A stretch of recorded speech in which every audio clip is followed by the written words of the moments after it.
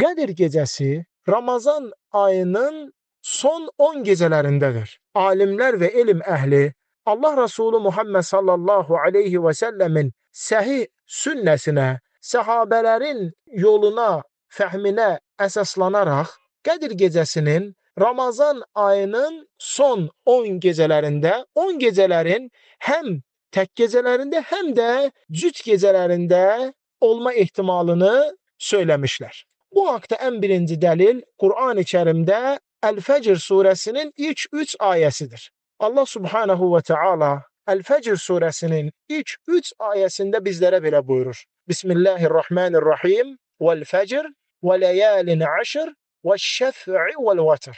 And olsun sübh çağına, and olsun 10 gecəyə, bu Ramazan ayının son 10 gecəsidir. And olsun həm təkə, həm də cütə. Həm tək gecələr, həm də cüt gecələr.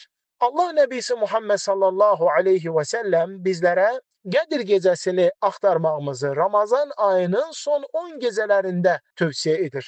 Buyurur ki, Qədir gecəsini Ramazan ayının son 10 gecələrində axtarın. Başqa bir hədisində buyurur, Ramazan ayının son 10 gecələrinin tək gecələrində axtarın. Bir başqa hədislərdə buyurur ki, Ramazan ayının ən axırıncı gecəsində axtarın. Bir başqa hədislərində buyurur ki, Ramazan ayının 21-ci gecəsində, 25-ci gecəsində, 27-ci gecəsində axtarın. Bütün bu hədisləri cəm etdikdən sonra görürük ki, Qədir gecəsi yerin dəyişir. Alimlər buyururlar ki, Qədir gecəsi sabit bir gecədə olmur. Yəni o yerin dəyişir. Həm tək gecələrdə ola bilər, həm də cüt gecələrdə ola bilər. Rasul sallallahu aleyhi və səlləm Qədir gecələrin tapmaq üçün o Ramazanın son 10 gününün hamısını etiqafa girir.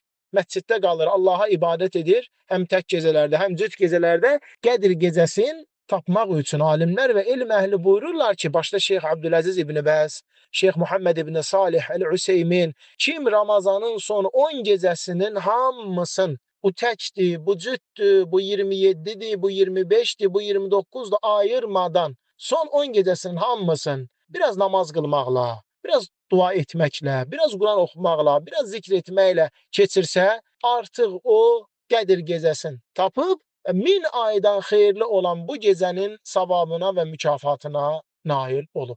Baxın, burada alimlər ayırmadılar. Bəzi cəmaatlar kimi 27-ci gecəni ibadətə keçirmək və yaxud da tək gecələri ibadətə keçirmək, cüt gecələrdə biraz səhlənkar yaraşmaq dedi, hamısın. Çünki Peyğəmbər sallallahu aleyhi və səlləm belə edib. Son 10 gecənin hamısını etiqafda qalıb. 10 gecə və gündüzün hamısını etiqafda qalıb ki, o Qədir gecələrini tapsın. Rasul sallallahu aleyhi və səlləm məhz Qədir gecəsini tapmaq üçün bir rəvayətdə gəlir ki, Ramazanın ilk 10 günü etiqafa gəlir. Cəbrail əleyhissalam ona deyir ki, sənin axtardığın qabaqdadır. O da orta 10 günü etiqafa gəlir. Cəbrail əleyhissalam ona gəlir, deyir ki, sənin axtardığın daha qabaqdadır. O da son 10 günü etiqafa gelir ki, Qədir gecəsini demək tapsın. Bütün bunları cəm etdikdən sonra başa düşülür ki, möminə, müsəlmana yaraşan Ramazan ayının son 10 gecələrin hamısını bu təkdir, bu cütdür ayırmadan ibadətdə və itaətdə keçirməli.